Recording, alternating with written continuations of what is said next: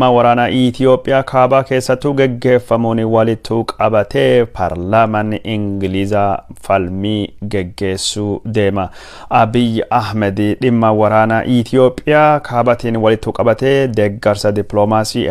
argachuu fi gara Senegaal deeme. Awwaali artist Alamaayyoo Isheetee magaalaa Finfinnee keessattuu hardha gaggeessaa cimaan raawwatee jira. Opiidiyoon yookaan ammoo biltsiginnaan Oromiyaa ka Hacaaluu Hundeessaa kabaja wal fakkaata akka hin arganne goote gochi warra ka Alamaayyoo bifa adda taheen gaggeessan kun falmii guddaa kaasee jira. Kanallee isin biraan gayuu deemna. Daawwattoota keenya jaalatamoo fi kabajamoo kunin hangafoota oduu kasaatii kana isin biraan gayuu deemnu. Oduulee biroollee hedduu qabna. Nu wajjin turtaninnaan kan cufa dhagahuu deemtanii viidiyoo kana jaalachuun chaanalii kana maamila godhachuun miidiyaa hawaasaa irratti faffacaasuun waliin gayuun nu bira dhaabbadha isiniin jecha amma gara bal'ina oduu kennatu dabarra. Woboon zoonii bayaa haleellaa milishoota Oromiyaa irratti gaggeessuu cimsee itti fufee jira. Woboon zoonii bayaa godina Harargee dhihaa aanaa Mi'eessoo bakka Daalachaa jedhamu arda Jimaa Jaarsoo keessattuu haleellaa gaggeessanii poolisoota lama ijjeessuudhaan hedduu isaanii akka madeesse fi humnoota poolisoota ka waraana bilisummaa Oromootiin wala haleeluu fi ganda kanattuu ergaman addaan facaasuttu dubbatama. Warra ijjeefame keessa ajajaan poolisoota koonistaabiliin tokkollee akka argamu odeeffannooni Harargee dhihaa irraa dhuftu akka addeessitutti. Waraana hardha geggeeffame kanaan milishoota Oromiyaa irratti miidhaan guddaan akka dhaqqabee fi milishoonni du'a irraa fi madoo irraa hafanii faca'anii gara Asabootii akka baqatanii ka dubbatamu. Haleellaan ammaan tana woboon fudhate kunni isa lammaffaa akka tahe kanaan dura Harargee dhihaa aanaa Mi'eessoo ganda Asabootii bakka ittisa roorroo jedhamu keessattuu haleellaa wal fakkaataa hidhattoota Oromiyaa irratti gaggeessuun woboon nama 5 ajjeesuun gabaafame ture. Woboon haleellaa kana dhaqqabsuu ka jalqabee basaasa magaalaa Asabootii fi Mi'eessoo keessatti nama hidhuun nama rakkisee Muhammad Boolee jedhamu irratti eegii tarkaanfii fudhatee nama kan ajjeesan dubatti milishoonni Oromiyaa hedduun isaanii ganda Asabootii keessattuu bobbayanii nama hidhaa turani. Keessattuu maatii waraana bilisummaa Oromoo deeggartanii jedhamanii daldaltoota fi barattoota isaaniitii fi akkasumas warra waraana ammaan tana ristii Amaaraa deebisuu fi dargaggeessa Oromoo gara Amaarattu ergan kana dura dhaabbatee kallattiin irratti xiyyeeffatanii akka hidhaa turanii ka dubbatame. Kanaan walitti qabatee abbootiin qabeenya isin woboodha qabeenya keessan isinirra saamsifna yookaan isinirra uggursiifna jechuudhaani dabballoonni maallaqaa hedduullee abbootii qabeenya irra saama akka turanittu dubbatama. Woboon ammaan tana haleellaa godina Harargee dhihaa keessatti raayyaa ittisa biyyaa Itoophiyaa fi milishoota Oromiyaa irratti gaggeessu kana cimsee akka itti fufu ka dubbatamu. Woboon duulota adda addaa Oromiyaa keessattuu ka gaggeessaa jiru yoo taatu duulii ammaan tana Harargee dhihaatii fi bahaa keessattuu ka jalqabe woboon zoonii bahaa kunini isa kaan irra haarawaa yoo tahu haleellaan gande kanattu yookaan naannoo kanattu gaggeeffamu karaa fi baabura Itoophiyaa fi Jabuutii walitti fiduu cufuu danda'a jechuudhaan yeroo ammaan tana biltsiginnaan Oromiyaa raafama hamaa keessa seenutu dubbatama.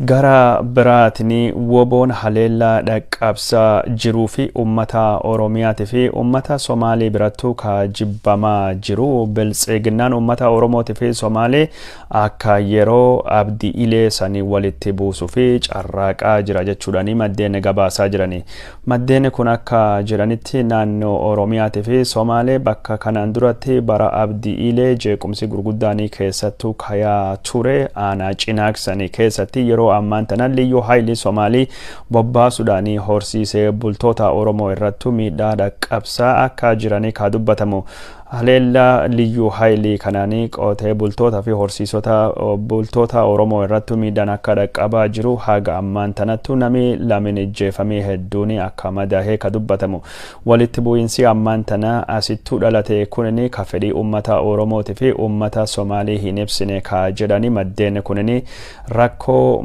poolisoonni addaa Somaalii godhane kana rakkoo Somaalii fakkeessuudhaani Oromoo fi Somaalii walitti buusuu fi mootummaan kunini karoora kennii qabu ka dubbatame. Uummanni Oromooti fi Somaalii aadaa mariitii fi aadaa jaarsummaa waan qabuu fi rakkoo jidduu warra jirtu hundayyuu karaa araaraatii fi karaa mariitiin akka furatu yeroo ammaan tana uummati Oromooti fi Somaalii tokkummaan ta'uudhaani mootummaa Biltsiginnaa kana dura dhaabbachuu akka qabu ka dubbatamu. Paartiin naannoo Somaalii bulchuu Hizbiga Barwaaqoo ka jedhamu Biltsiginnaan naannoo Somaaliitii fi Biltsiginnaan Oromiyaa yookaan ammoo kabadhaadhinna ofiin jiru lachuu isaanii fedhii uummata Oromootii fi Somaalillee bakkaan baasuu fi yookaan ammoo gaafii uummata kana deebisuu fi fedhii hin qabani lachuu warra fedhii uummataa malee sirna alagaa kan nafxanyaa ka uummati Oromootii fi Somaalii qabsoon ofirraa garagalchee uummata kan irratti deebisuu fi carraaqaa jiranii jedha maddeen kun. Uummati Somaaliitii fi uummanni Oromoo yeroo ammaan tana tokkummaan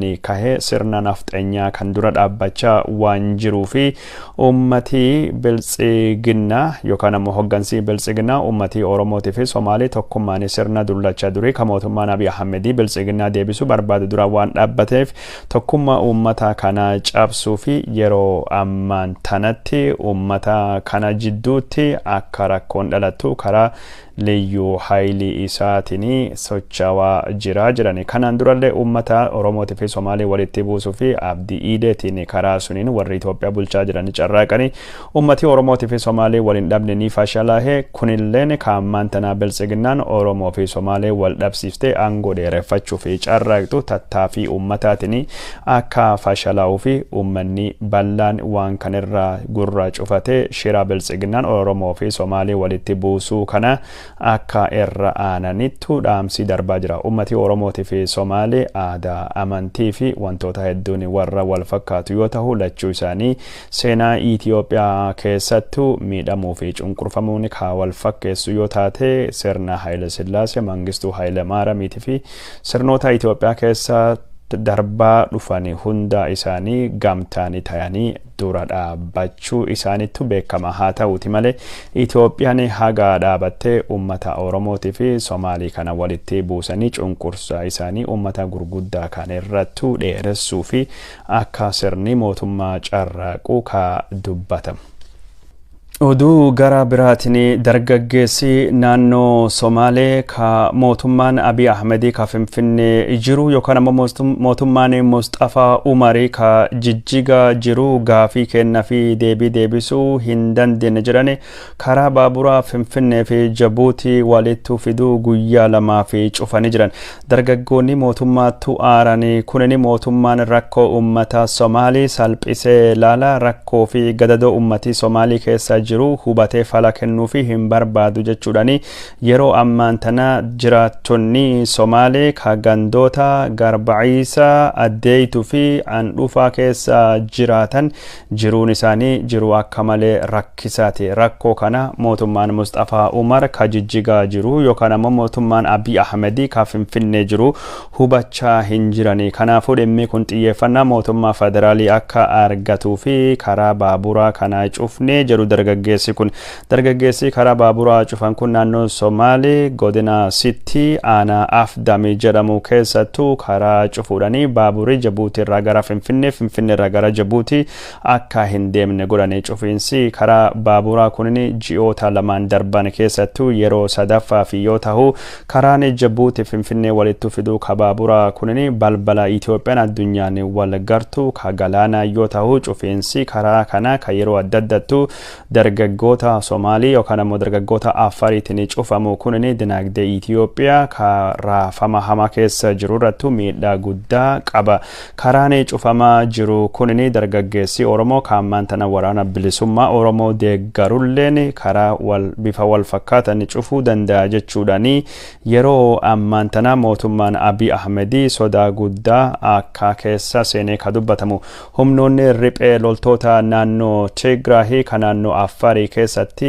haleellaa dhaqqabsaa jiranis karaa baaburaa Itoophiyaa fi Jibuutii walitti fidu bakka Millee jedhamtu irratti yoo dandahanii qabachuudhaan karaa baaburaatii fi konkolaataa Itoophiyaa fi Finfinnee fi Jibuutii walitti fidu kana hudhuu akka barbaadanii ka dubbatamaa jiru. Oduu gara biraatiin naannoo Somaalii keessaa paartileen socho'anii ka falmitoota filannoo kijiba Abiy Ahmed naannoo Somaaliitti qopheessaa jiru irrattuu hin hirmaannu jechuun isaanii dhagahamee jira. Filannoon torbanotaan dubattuu naannoo Somaalii keessatti geggeeffamu kunin filannoo bilisaatii fi walaba jennee hin yaannu. Filannoon kunin abbaa irrummaa sirna dullacha durii warra deebisu barbaadu eettefsiisuu fi ka qophaa'ee malee fedhii uummataa Somaalii bifa dimokiraatawaa taheen ka mul'isuu danda'u miti ka jedhanii paartileen falmitoota naannoo Somaalii kun filannoo gosa kana ka dorgommii homaatu hin qabne ka biltsiginnaa Somaalii muuduu fi nama tokko sadarkaa federaalitti ammoo mootii torbaffaa godhuu fi geggeeffamu kan keessatti Somaaliin hirmaachuun cunqursa Somaalii irratti geggeeffamaa jiruu fi beekamtii kennuu fi rakkoo uummata Somaalii dheeressuu malee filannoo gosa kana geggeessuun faayidaa waa takka hin qabu jedhan. Filannoon naannoo Somaalee kun ka geggeeffamu fulbana 30 bara 2021 yoo ta'u filannoo Itoophiyaa keessatti baatii waxabajjii keessattuu geggeeffameen teessoo paarlaamaa ka irratti dorgome keessa harka dhibbaa keessa 96 mo'achuudhaanii mootummaa hundeessuu deemaa jechuudhaanii paartiin biltsiginnaa labsuun ni yaadatama. Paartileen naannoo Somaalii keessa socho'anii keessa paartiin jalqaba ka filannoo kana akka hin hirmaanne ka dubbate paartii walqixxummaatii fi bilisummaa yoo taatu paartiin ONLF jedhamu addi bilisummaa biyyaalessaa Ogadenis filannoo kana keessa bahuu akka dandayu hagammaan tana murtii akka hin dabarsinetu haala jiru. Paartii kana hojii raawwachiistuun isaa gamaggamee filannoo kana keessa bahuu ni dandaya yookaan ammoo filannoo kan keessattuu hirmaachuu dhiisuu ni dandaya jedhamee dubbatamaa jira. Beenishaangul Gumuzii keessattuu ajjeecha sukkanneessa dhalataa Gumuzii irrattuu faannoo Amaaraatii fi milishoota Amaaraatiin geggeeffame kanaan durattuu gabaasne turre. Dhalataan Beenishaangul Gumuzii kunin yeroo ijjeefame turee fi isaa lafirraa hirkifamuudhaanii faannoon Amaaraa sirbaa turanii aayiloogaa jechuudhaanii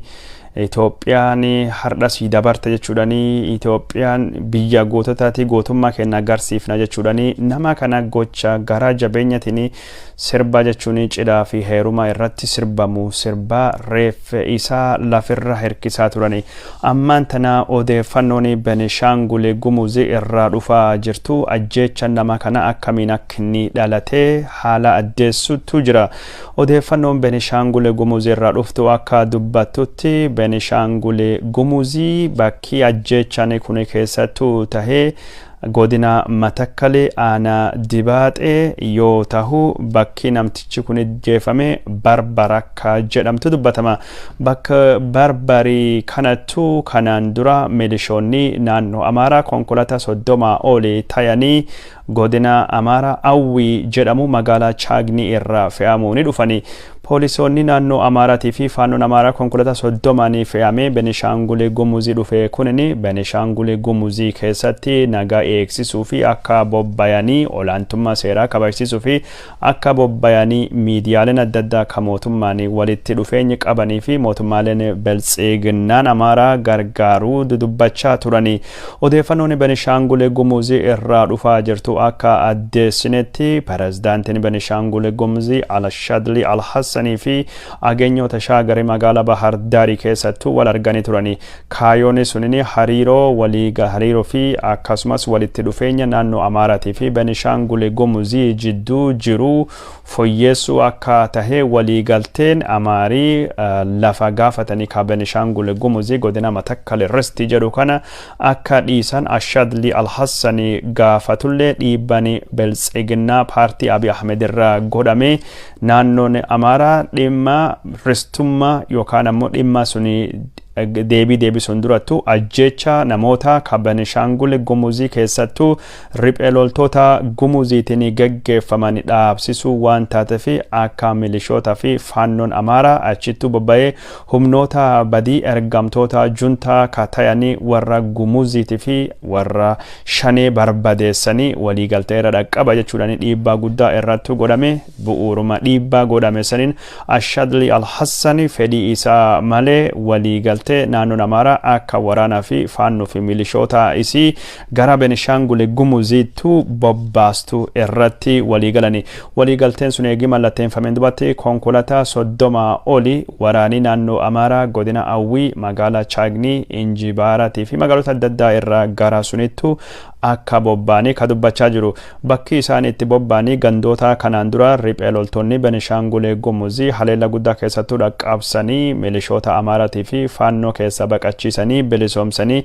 ganda akka Doobbatii fi Sargaa jedhamu ka godina Matakkalaana Dibaaxee keessattuu argamu jedhama. Ganda kan keessatti faannoo fi milishoonni Amaaraa eegii bobbaaniin dubattu haleella uummata nagaa irratti dhaqqabsuun namoota hedduu akka miidhanii qabeenya hedduu akka mancaasanii maasaa fi manneen jiraattota gubuudhanii uummata Gumuzii irratti miidhaa dhaqqabsaa turan jedha odeessan achirra dhufe. Uummati Gumuzii kan naannoo kana jiraatu waraanii kun dhalachuun durattu riphee loltoonni isaanii kan baadiyyaa bilisoomsanii isinittuu gargaara, isinittuu odeeffannoo fi nyaata fi wantoota riphee loltoota barbaachisaa kana kennaa fi dhiyeessaa jirtanii yoo riphee loltoota kanuuf keessa loltanii hin baasne adabamuu qabdan jechuudhaani mootummaan Biltsiginnaatii fi mootummaan Benishaangul Gumuziitii fi komaande postiin Abiy Ahmedii kan naannoo kana bulchuu tarkaanfii gosaa ka uummata Gumuzii miidhuu irratti fudhachaa ture. Bu'uuruma kanaani uummati Gumuzii ka baadiyyaa jiraatu gara magaalattuu akka hin dhufne labsiileen dabarfamuu baatu dhorkame. Uummati Benishaangul Gumuzii ka gara magaalattuu dhufuu dhowwame kunini akka gabayaa bitachuu hin dandeenye, akka mana yaala dhufe yaalamuu hin dandeenye, akka tajaajila mootummaa dhufe argachuu hin dandeenye magaalaa wanni jedhamu konkolaataa wanni jedhamu wanni ammayyaa fi mootummaa fi ummata walitti fida hundinuyyuu tajaajila ummata Gumuziitii fi cufaa tahe. Ummati Gumuzii ka tajaajila mootummaa dhabe, tajaajila fayyaa dhabe, akkasumas keessattuu ka tajaajila gabayaa dhufee wabitachuuf gurgurachuu dhabe baay'ee rakkachaa ture. Ummati kunini magaalaa Barbarii ganda Barbarii jedhamtu gabayaa guyyaa dhaabatte san keessattuu meeshaa bitachuu fi gurgurachuu fi achi dhufe. Yeroo ummati murtii mootummaanii dabarsee ka ummati Benishaangul Gumuzii gabayaa hin dhufina jedhu sanii dabranii haleellaan irratti fudhatamuu jalqabee haleellaa fudhatame kanaani Gumuzoonni hedduun akka madaawanii fi ijjeefamanii dubbatanii. Lakkoofsi nama madaa'ee fi ijjeefame kunini hedduu akka tahe maddeen kenna ka Benishaangul Gumuzii ka addeessanii. Warri ajjeefame kun reeffa isaanillee akka fudhatanii hin galle, reeffi isaanillee akka gatamu ka godhame. Reeffi isaanii bakka adda addaa keessattuu hirkisanii ka gatanii faannoon Amaaraa ka magaalaa kan qubatuttu ka aaranii Gumuzoonni guyyaa gabayaattu aanee jiru wal gurmeessuni ummati gara magaalattuu didichee dhufe. Yeroo ummati Gumuzii gara magaalattuu dhufe kunin milishoonni Amaaraatii fi poolisoonni achi ta'anii eegachaa turanii warra Gumuzii ka dhufan irrattu haleella bane. Haala kan keessatti nami qawwee hin hidhanne yookaan ammoo nami miidhaa waa takka hin dhaqqabsine harka duwwaa reeffa Gumuzoota ijjeefamanii fuudhee awwaaluu fi ka dhufe ijjeefame faannoo Amaaraatiin itti dhukaafame. Namni kunini bakki inni itti ijjeefame Barbarii lafa jedhamtu aanaa Dibaaxee godina Matakkalii keessa nama nagayaa ka meeshaa qawwee hin hidhanne eegii ijjeefameen dubattu reeffi isaa magaalaa irra karaa dheeraa hirkifamuudhaani irrattu sirbamaa ture. Gocha sukkanneessa gos kana hagammaan tana mootummaan naannoo Benishaangul yookaan yookaan mootummaan Abiy Ahmedii fi komaande postiin naannoo kana bulchuu wanni ni dubbatallee hin jiru. Komishiniin mirgoota ilmaan namaa Itoophiyaa fi dhaabbileen mirgoota ilmaan namaatiif fi qabsoofna jedhanii hedduun isaanii dhimma kan irratti wanni isaan ibsi isaan baasan yookaan isaan dubbatanillee akka hin jirre ka dubbatamu. Benishaangul Gumuzii keessatti yeroo ammaan tana duumansii sodaatii fi duumansii waraanaa hamaanii duumansaawaa akka jiru maddeen kenna ka Benishaangul Gumuzii Gumuzii irra dabarsan dubbatanii Beenishaangul Gumuzii godina Matakkal aanaa Dibaaxee kan keessatti yeroo ammaan tana faannoon Amaaraa hidhaa fi duula uummata doorsisuu guddaa geggeessaa akka jiru qabeenya daldaltoota warra Amaaraa hin taane akka saamaa jirullee kadhagamu dhalattoonni godina Gumuzii godina kana keessatti godina Matakkalii kana keessattu hidhamaa jiranii harki guddinni uummata magaala jiraatu ka afaan Oromoo dubbatan akka taate ka dubbatamu warra ammaan tana hidhamaa jiran keessa maanguddoonni umrii 80 obbo Habtee Qana'aa namni jedhamulleen akka jiru ka gabaafamu odeeffannoon kun akka dubbachaa jirtutti magaalota keessatti Oromoon qofti baay'inaan hidhamaa ka jiranii fi Gumuzoonni magaalaa keessa jiraatan duruu lakkoofsan xiqqoo waan ta'anii fi waan ammaan tana haleellaa amaarii san irratti geggeessaa jiru sodaatanii fi gareen isaanii gara baadiyyaattu yoo godaanan gareen isaanii gara Suudaaniittu baqachuutu gabaafama. Gumuzoonni 90,000 olii kanaan dura bakka jireenya isaanii irraa buqqa'uudhaan 8,000 olii gara Suudaaniitti buqqa'u mootummaan Itoophiyaa dubbachuu gabaasne turre. Gara biraatiin Beenishaangul Gumuzii keessattuu haleellaa geggeeffamaa jiruun riphee loltoonni Gumuziilleen nama diimaa yookaan ammoo magaala ta'e hundayyuu walumaa galattu akka weerartuu laalanii miidhaa irratti dhaqqabsaa jiranii kanallee walitti qabatee Oromoo irratti miidhaan guddaan akka dhaqqabaa jiru mootummaan naannoo Amaaraa dhalattoota isaa hidhachiisaa waan jiruuf mootummaan Beenishaangul Gumuziitii fi mootummaan Abiy Ahmediitiif ka Amaaraallee dhalattoota Oromoo akka deeggartoota ABO shanee jechuudhaan akka farrattu waan laalanii fi Oromoo yeroo ammaan tana ittisa yookaan ammoo gargaaraa tokko malee miidhama rakkoo hamaa keessa jiran jechuudhaanii maddeen odeeffannoo Beenishaangul Gumuzii bira nu biraan gayanii akkasittuu addeessan. Daawwattoota keenya jaalatamoo fi kabajamoo waan nu daawwachaa jirtanii fi hedduu isin galateeffannaa odeeffannoon keenya ka isin biraan gayaa jirru akkuma itti fufettu jira. Naannoo Amaaraatii fi Affarii keessatti sababa waraanatiin ummati miiliyoonii tokkootii fi 700,000 ka sababa waraana kanaan buqqaanii yeroo ammaan tana beelaa fi saaxilamanii jiran jechuudhaan dhaabbileen gargaarsa dubbachaa jiranii ummata kanaa fi gargaarsa dhiyeessulleen rakkisaa akka taatee fi dhaabbileen gargaarsa ummata buqqa'ee yeroo ammaan tana haala beelattu deemaa jiru kana gargaarsan dhaqqabanii lubbuu isaanii baraaruu fi akka carraaqanii ka dubbatanii naannoo Tigraahii keessatti beelanii namni 150 olii du'anii jiran jechuudhaan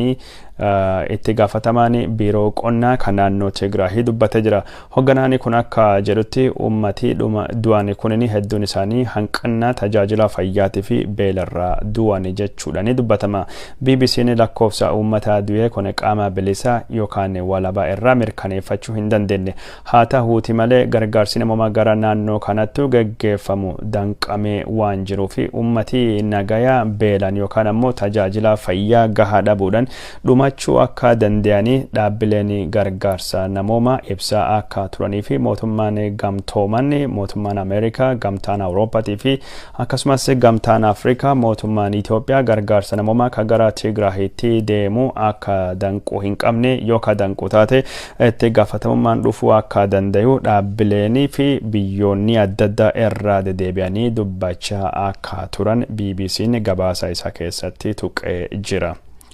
Daawwattoota keenya jaalatamoo fi kabajamoo odeeffannoon keenya ka isin biraan gayaa jirru akkuma itti fufettu jira. Naannoo Tigraahii keessattuu waraana geggeeffamaa jiruun wal qabatee paarlaamaan Ingilizaa borii marii geggeessuu deema. Paarlaamaa Ingilizattuu itti gaafatamtuun dhimma haajaalaa ka paarlaamaa kana Sarah Champion akka jettutti yeroo ammaan tana waraana Itoophiyaa ka kaaba biyyattii keessattuu naannoo Tigraahii keessattuu geggeeffamaa jiru ka ji'a 10 dura jalqabate kana paarlaamaan Ingilizatii fi hawaasii addunyaa akka hin dagannee fi waraanii kunini gaaga'amiinsa namooma hama uummata Tigraahiitii fi uummata ollaa irratti akka dhaqqabsaa jiru hawaasii addunyaa hubannoo waraana kana hubachuudhaan gargaarsa namooma godhuuni balaan ammaan tana Tigraahii keessattuu deemaa jiru kunni akka kan cala hammaachuu irra ofe qusatuu fi mariin gos kanaati fi falmiin kunini paarlaamaa keessattuu ka qophaa'e falmiin kunini fulbana 8 bara 2021 tokko ka geggeeffamu yoo ta'u falmiin kunini ummata hordofuu barbaadu fi karaa miidiyaa hawaasummaatiin akka gadhiifamu ka dubbatamu. Dhimma kanarratti mootummaan Ingilizaa haga ammaan tana gargaarsa namoomaa ummata gargaarsa barbaadu haala inni ittiin dhiyeessaa jiruu fi gargaarsa namoomaa dabalataan haala ittiin dhiyeessuu danda'amuu fi hawaasi addunyaa waraana kan dhaabuu fi gargaarsi namoomaa akka ummata dhaqqabuu fi warri yakka hojjete akka adabamuu fi tarkaanfilee akkamii akka fudhatan irrattu mariini akka geggeeffamu danda'amu ka dubbatamaa jiru. Oduu biraatiin gaafa Afrikaa keessatti yeroo ammaan tana Itoophiyaa qofa miti karaafama keessa seenaa jirtu. Suudanis raafama siyaasaa hamaa keessa seentee jirti. Keessattuu humnoonni Riek Machar ittaanaa pirezidaantii Suudaanii kibbaa deeggaran jidduutti walitti bu'iinsi dhalateen. Walitti bu'iinsi dhalate kanaaf Itoophiyaa keessatti rakkoo deemaa jirtuu fi Suudaanii kaabaa keessattuu jijjiirama tirachaa jiruu fi abbaa irrummaa Eertiraa keessattuu waggoota dheeraa fi ilkaan baasee uummata miidhaa jiru. Kanaaf ammaan tana waraanii Itoophiyaa keessattuu deemaa jiru kunini gaafa Afrikaa balaa hamaa irra buusuu danda'a jedhamee dubbatamaa jira. Keessattuu ammaan tana rakkoon Itoophiyaa wayita beekamee jiru kanatti Itoophiyaa alallee Somaaliin siyaasanis rakkoo hamaa keessa akka seenee ka dubbatamu. Abiy Ahmed irra barachuudhaan filannoo kadheereffachuu fi carraaqee adeemsisaa fashalaahee pirezidaantiin Somaalee Mohammad Abdullahi Mohammad yookaan ammoo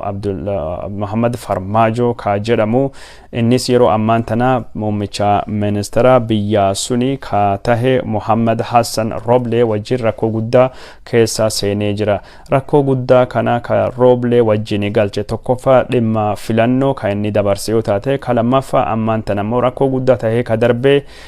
dubartii basaasa Somaaliyaa keessa hojjetu Ekraan Tahliili ka jedhamtu takka ka dhiyoo kana karaa hin beekamneen ijjeefamte. Dubartii kana ijjeefamuu fi itti gaafatamaan hoggana basaasa fi tikaa Somaaliyaa ka icciti dubartiin kun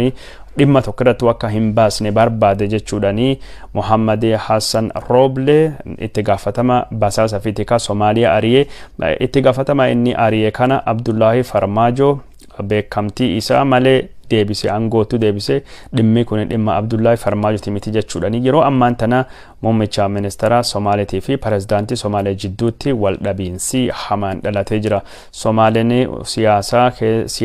siyaasa walitti bu'iinsa fi raafama hama waggoota 20 olii keessa baate yoo taate ammaan tana ammoo rakkoon gosummaalleen filannoo darbe kanaan walitti deebii haga tokko gaabbe ka jedhe deebi'ee dhalachaa jira. Rakkoo Farmaajo fi Roble jidduu jirtu yoo karaa nagayaatiin hin furanne taanaan siyaasan Somaalee gara hamaattu deemuudhaani gaafa Afrikaa keessatti hokkaraa bira dhaluudhaani warri kanaan dura shoror keessaadhaan beekamu ka akka Al-Shabaabii deebi'ee bayyanachuu akka danda'u sodaattu jira. Al-Shabaabii haleella waraana Somaalee irrattu gaggeessanii lafa qabiyyee waraana ciccimoo ta'anii jiddu galeessa Somaalii keessattu dhiyoo kana to'achuun dhagayama. Mootummaan Ameerikaas Al-Shabaabii deebi'ee jajjabaachuun walittu qabatee haleella xayyaara hedduu Somaalee jiddu galeessa keessattu gaggeessutti dubbatama.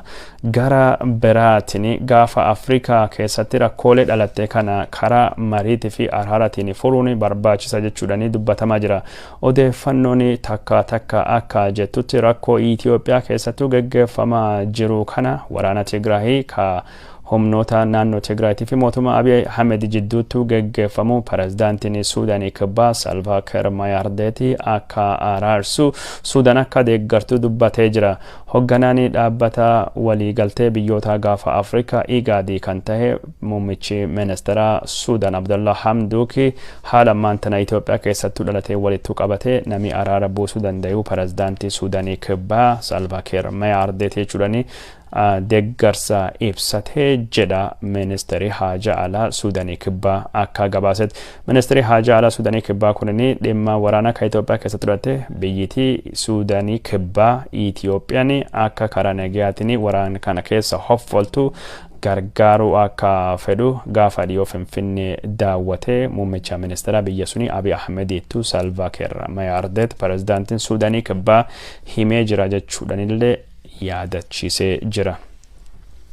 Gara biraatiin ammoo waraana Tigraay keessattuu gaggeeffamaa jiru kana walitti qabatee sadarkaa Afrikaatti himala dippiloomaasii ka godhu cimsee itti fufee jira Abiy Ahmed. Kanaan dura pirezidaantii Ruwaandaa Paul Kagame fi pirezidaantii Yuugaandaa Yoweri Museveniitiin kan wal dubbate. Muummichi ministeera Abiy Ahmed dhimma kanarratti wal qabate biyya Senegaalii magaalaa guddittii Dakar dhaquudhaan pirezidaantii biyya suni Macky Sallin wal argee wal haasawuun dubbatamee jira. Wal agartaa kan keessatti hariiroo biyyoota lamaanii cimsuu fi akkasumas rakkoolee biyyoota jidduu jiranii ka gaafa Afrikaatii fi biyyoota keessa jiran furuu irratti wal mari'atanii jiran jechuudhaan dubbatama. Pirezidaantiin Senegaal Macky Sall akkasumas pirezidaantonni biyyoota Abiy Ahmed kanaan dura daawwatee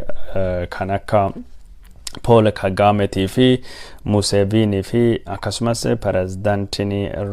Republika Demokraatawaa Kongo Felix Tshisekedi ka pirezidaantiin Itoophiyaa Sahle Worq Zawudee daawwatee